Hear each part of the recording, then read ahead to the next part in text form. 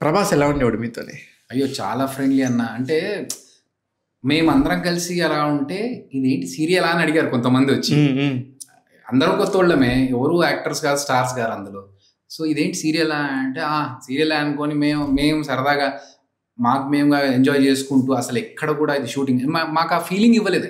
జయంత్ గారు ఎప్పుడైతే ఈ షూటింగ్ చేపిస్తున్నారో ఫస్ట్ డే మంచి మేకప్ వేసుకొని నీట్‌గా ఇస్త్రీ బట్టలు వేసుకొని రెడీగా ఉన్నాం మేము. ఆయన వచ్చారు, చూసారు. ఏంటిదంతా మేకప్ ఎందుకు అన్నారు.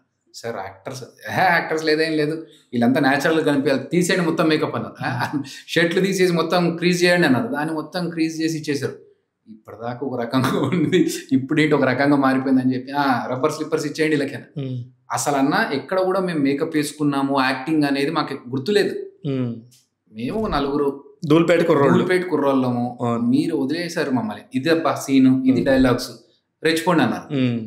సో ప్రభాస్ అన్న కూడా ఏంటంటే అప్పుడు ఎంతసేపు కూడా ఆయనను కూడా ఎవరు పెద్ద గుర్తుపట్టేది కాదు, తెలియదు కాబట్టి వచ్చి సరదాగా మాతో కూర్చొని మేమంతా ఆడుకునే వాళ్ళం, పాటలు పెట్టుకుని డాన్సులు చేసేవాళ్ళము, ఫుల్ జోక్స్ చేసుకునే వాళ్ళము. ఇది చాలా సరదాగా ఉండేది. అంటే ఒక కొత్త ఆర్టిస్ట్ ఎలా ఉంటాడో అలాగా కృష్ణరాజు గారి అబ్బాయి అనో అసలు అదే ఆయనకు కూడా ఆ ఫీలింగ్ లేకపోయేది. ఎప్పుడు కూడా నేను కృష్ణరాజు గారి వారసుని ఇవన్నీ ఏం లేవు. సరదాగా వచ్చేవాళ్ళు, ఆడుకునే వాళ్ళము, తినేవాళ్ళము. ఆయన పక్కన కూర్చొని ఆయన తింటున్నప్పుడు అందులోంచి ఆయన అంటే ఇప్పుడు హీరో అన్నప్పుడు కొంచెం మెయింటైన్ చేయడానికి స్వీట్స్, ఫ్రూట్స్ ఇస్తారుగా, అందులోంచి మాకు ఇచ్చేవాడు, మేము తినేవాళ్ళం. సో అలా చేస్తూ ఒక రేంజ్ లో అందరం సేమ్ అనుకున్న టైంలో ఆడియో ఫంక్షన్ వచ్చిందన్న.